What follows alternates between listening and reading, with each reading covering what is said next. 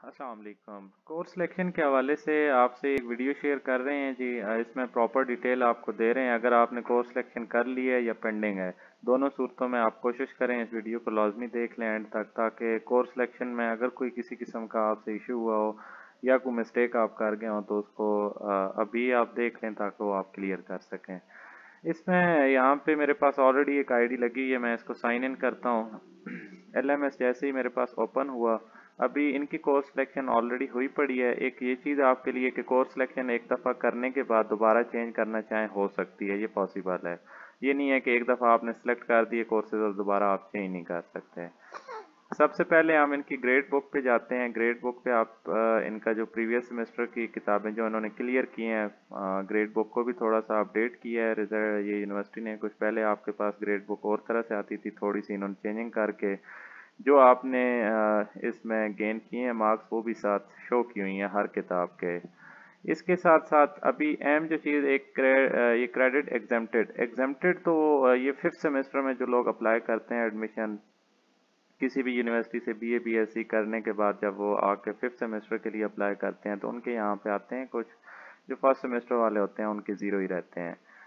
Credit earn जो अभी तक ये अर्न कर चुकी हैं, एक सेमेस्टर जो फर्स्ट था उसमें टोटल होती ही 17 है और 17 की 17 ये इन्होंने अर्न कर ली हैं, पास आउट किए हैं इन्होंने तमाम सब्जेक्ट। इनके जो टोटल क्रेडिट रिक्वायर्ड हैं वो यहाँ पे आ रहे हैं कि 134 इस डिग्री कंप्लीट करने के लिए। बी एस कंप्यूटर साइंस की इनकी डिग्री है, कंप्लीट करने के लिए इन्हें इतने क्रेडिट होना ज़रूरी है। अच्छा, यहाँ पे हम जाते हैं कोर्स सिलेक्शन के अंदर जो इन्होंने ऑलरेडी कर भी ली है। अगेन इसमें जाके आपको समझा देते हैं कि कोर्स सिलेक्शन करनी क्या है। कोर्स सिलेक्शन करने से पहले जो एक अहम चीज़ है, वीयू की साइट पे आप जाएं, फैकल्टीज़ में जो भी इनका आप जो प्रोग्राम है C S and I T से रिलेटेड है तो यहाँ पे जाएं, faculty of C S and I T में बी एस कंप्यूटर साइंस को ओपन करें। जो अहम चीज़ है वो यहाँ पे आपके पास दी होती है स्टडी स्कीम। यहाँ पे आ रहा है click here to view study scheme of B S computer science. हर प्रोग्राम के आप देख सकते हैं। अब आपको पता है आपका प्रोग्राम कौन सा है। जो भी आपका प्रोग्राम हो आप स्टडी स्कीम यहाँ से देख लें कि पहले सेमेस्टर से लेकर एंड तक कौन कौन सी किताबें हमने पढ़नी है, वो सारी यहाँ पे आ रही होती हैं। इसमें एक सिर्फ लाने का मकसद एक अहम चीज़ यहाँ पे ना कुछ कोर्सेज की दी होती है प्री रिक्विजिट। प्री रिक्विजिट का मतलब आप सिंपल अल्फाज में समझें कि फ़र्ज़ करें अब ये किताब है सी एस 101, अगर ये खुदा न खास्ता फेल हो गई तो कोई ऐसी किताब तो नहीं आपके नेक्स्ट सेमेस्टर में आने वाली जो इस किताब के फेल होने की वजह से आप सेलेक्ट ही ना कर सकें। तो दूसरे सेमेस्टर में तो ऐसी कोई नहीं है। थर्ड सेमेस्टर में आप जाएं तो ये एक किताब आ रही है सी एस 601, अगर आपकी ये किताब सी एस 101 फेल है तो आप ये किताब नहीं सिलेक्ट कर सकते। अब यहाँ पे मैथ और इंग्लिश आ रही हैं, पहले सेमेस्टर में इन्होंने क्लियर कर ली हैं। अगर ये ना क्लियर करते तो नेक्स्ट सेमेस्टर में ये बुक ये सिलेक्ट ही नहीं कर सकते, एक तो इंग्लिश की और एक मैथ की। तो ये जिनके साथ प्री रिक्विजिट का ऑप्शन है ये वेबसाइट पे होता है, यहाँ पे लाजमी इसको देख लिया करें। एक और अहम चीज़ यहाँ पे दी होती है जो आप लोग इग्नोर कर जाते हैं, course selection rule. Course selection rule हमेशा लाजमी पढ़ें। आपको पता होना चाहिए कि इस कोर्स से रिलेटेड क्या पॉलिसी यूनिवर्सिटी की है, क्या रूल यूनिवर्सिटी ने दिया हुआ है, आपका प्रोजेक्ट आना है उसके क्या रूल्स होंगे, आपका जो भी चीज़ कोई भी प्रोग्राम है हर एक की यहाँ पे दी होती है। ये यहाँ पे साइट पे भी दी होती है, ये आपके कोर्स सिलेक्शन पे भी यहाँ पे दी होती है। ऊपर आप चेक करें आ रहा होता है रूल्स इसके, अगर आपने पढ़ने हैं तो यहाँ पे भी यही रूल्स दी हुई हैं। इन रूल्स को लाजमी हमेशा क्लियरली पढ़ा करें ताकि आपको पता हो कि आपने जो कोर्स सिलेक्शन करनी है उसमें क्या क्या चीज़ें आपने देखनी है, किन किन चीज़ों का आपने ख्याल करना है। तो इंतहाई अहम चीज़ है ये कोर्स सिलेक्शन रूल। इसके बाद नेक्स्ट आपके पास यहाँ पे आप इनके इम्प्रूवेबल कोर्सेज जो पास आउट इन्होंने किए हैं सारे ही, जिनका सी ग्रेड है माइनस पी या डी जो भी हैं वो सारे शो हो रहे हैं। अगर ये इम्प्रूव करना चाहें तो कर सकते हैं, अदरवाइज इनकी ज़रूरत नहीं है। ये मस्ट नहीं होते, मैंडेटरी नहीं है कि लाजमी आप इम्प्रूव करें ही करें, आपकी मर्ज़ी है, आप करना चाहें तो कर लें, अदरवाइज ये नेसेसरी नहीं है। नीचे न्यू कोर्सेज में इन्होंने अपने कोर्सेज सेलेक्ट की हुई हैं। क्रेडिट आर ऑलरेडी आपको पिछले सेमेस्टर में भी बड़े वजाहत से समझाया था। 3 क्रेडिट आर का मतलब ये है कि इस किताब को एक वीक के अंदर 3 घंटे आपने मस्ट देने हैं, 3 लेक्चर इसके आपने मस्ट एक वीक में अटेंड करने हैं। अब एक 1 क्रेडिट आर है तो इसका मतलब ये है कि एक वीक में एक लेक्चर इसका मस्ट आपने लेना ही लेना है, आएगा भी आपके पास एक लेक्चर यूनिवर्सिटी की तरफ से। फिर आपके पास 3 क्रेडिट आवर की है तो फिर वही सेमेस्टर नंबर भी यहाँ पे किताब के साथ लिखा होता है कि ये सेमेस्टर नंबर कौन से की किताब आपके पास यहाँ है। अब यहाँ पे एक देखें, एक किताब इनकी आ रही है प्री रिक्विजिट CS201, क्योंकि इनकी CS201 है ही सेकंड सेमेस्टर में जो इन्होंने अभी सिलेक्ट की है। तो ये जब इंशाल्लाह इनकी क्लियर होगी तब ये नेक्स्ट सेमेस्टर में जाके ये किताब सेलेक्ट कर सकेंगे जिनके साथ ये प्री रिक्विजिट आ रहा है।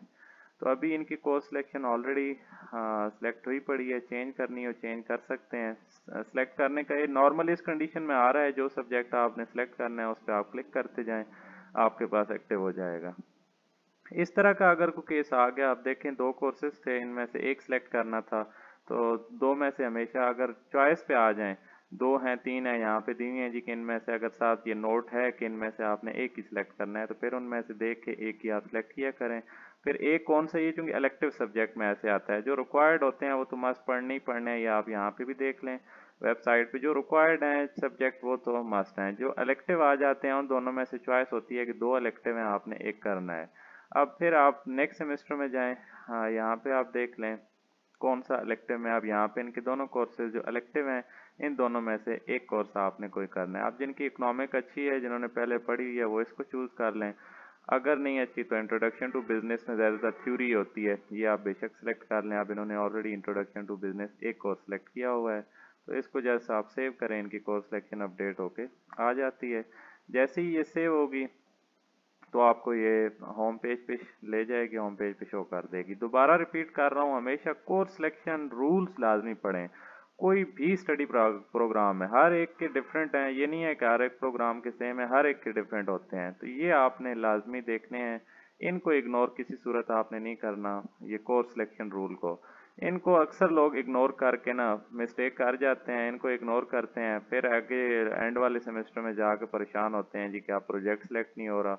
अब इनका प्रोजेक्ट रूल के अंदर देख लें, कोई CS वाले अगर ऐसे हैं जिनका इस सेमेस्टर में प्रोजेक्ट है और खुदा न खास्ता शो नहीं हो रहा, तो उनका एक या तो देखें CGPA से कम है 1.75 से, या उनके जो क्रेडिट अर्न है वो 90 से कम है। अब ये सिर्फ BS कंप्यूटर साइंस की बता रहा हूँ, बाकी अगर आप किसी प्रोग्राम पे जाते हैं, हाँ मैथ वगैरह या कोई भी और प्रोग्राम है आपके पास, वो फैकल्टी का आप देख लें। अब मैथ जो है वो साइंस एंड टेक्नोलॉजी का प्रोग्राम है, तो यहाँ पे आप जाएं, मैथमेटिक्स में हम चले जाते हैं।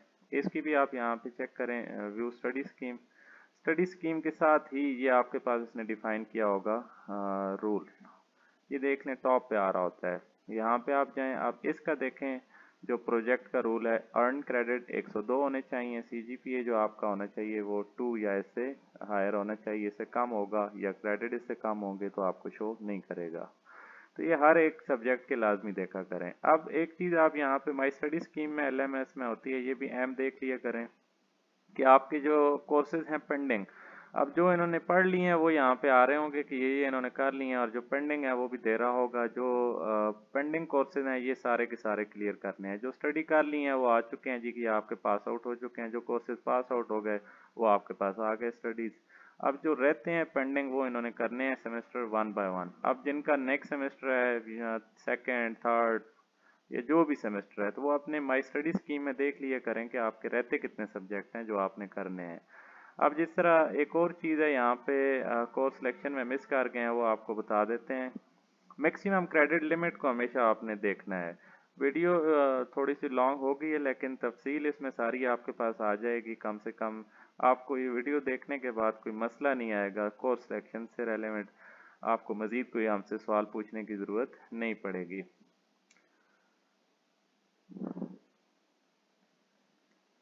यहाँ पे आप B.Ed वगैरह का भी लिंक ओपन हो रहा है, B.Ed की भी अपनी कोर्स होती है, B.Ed की भी आप देख लिया करें, लाइक 1.5 ईयर है, तो इसका भी यहाँ पे आप जाके अगर देखना चाहें स्टडी स्कीम, तो वो भी आप देख लिया करें। जो B.Ed वाले हैं उनके भी यहाँ पे कोर्स सिलेक्शन रूल, इनकी चूँकि एक तो स्पेशलाइजेशन है उसको भी रूल्स दिए होते हैं, फिर इनका जो टीचिंग प्रैक्टिस है उसके भी रूल दिए होते हैं, इनका कोई प्रोजेक्ट वगैरह है तो उसकी भी सारी चीज़ों के यहाँ पे रूल डिफाइन है, तो ये लाजमी देखा करें।